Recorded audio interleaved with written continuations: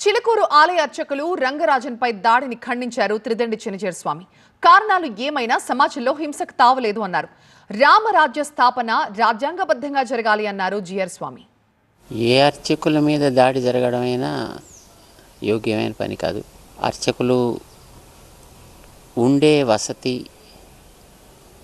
ఉండే పరిస్థితి వాటిని అనుసరించి చెయ్యగలిగినంతలో వాళ్ళు చేస్తున్నారు. అర్చకులు ఈవేళ సరి అయినటువంటి స్థితిలో లేకపోవడానికి ఎన్నెన్నో కారణాలు వెనకాతల ఉన్నాయి. వాళ్ళకి సరి అయినటువంటి విద్య లేకపోవడానికి, వనరులు లేకపోవడానికి కూడా వెనకాతలు ఎన్నో కారణాలు ఉన్నాయి.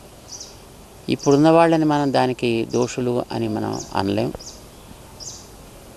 వాళ్ళు వాటి స్థితిని పాడైపోకుండా పట్టుకుని కాపాడుతూ ఏదో శ్రమ పడుతున్నారు.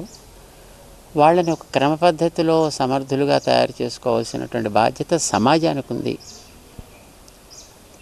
దాన్ని మనం ఒక పద్ధతిలో తీసుకువెళ్ళాలి తప్ప వాళ్ళని దండించి, వాళ్ళని హింసించి ఇలాంటిది చేయడం అనేది యోగ్యమైనటువంటి పని కాదు. రంగరాజన్ గారికి జరిగినటువంటి ఇబ్బంది గురించి మేము విన్నాం. దానికి వెనకాతల కారణాలు ఏమిటి అనేది మాకు అంతగా అవగాహన అయితే మాకు లేదు. కానీ ఏ ఉన్నప్పటికీ వాళ్ళని మనం హింసించి చేయడం అనేటటువంటిది సరైనటువంటి పద్ధతి అయితే కాదు.